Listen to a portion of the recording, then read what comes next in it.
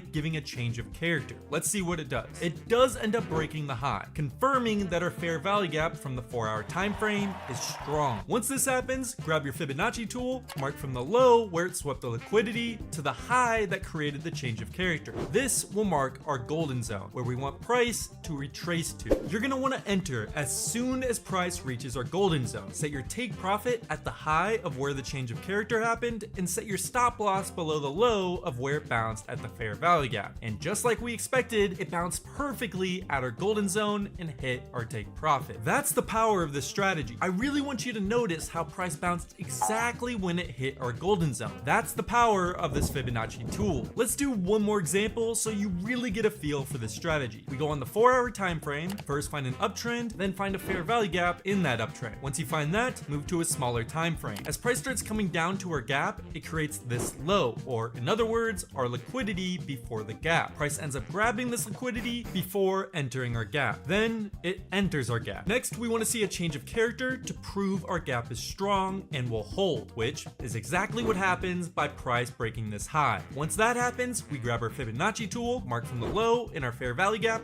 to the high of where the change of character is. This will provide us with our golden zone. Wait for price to come to our golden zone, set your take profit at the high, set your stop loss below the low, boom, we got another winning trade. And again, notice how price bounced exactly when it hit our golden zone. God, I love this Fibonacci tool. It might be my new favorite tool. But one thing I really want you to notice, if we go back to our example, you can see our take profit and stop loss. In this specific example, we only had a 2-to-1 risk to reward ratio, which is good, but it's not great. Do you want to see my secret trick on how I improve my risk to reward with this specific strategy so we get huge wins just like this one? Click the link in my pinned comments and I'll send you a complete PDF guide on how to do it. Well, that's how you use the Fibonacci tool. Try it out. Let me know how it works for you. See you next time.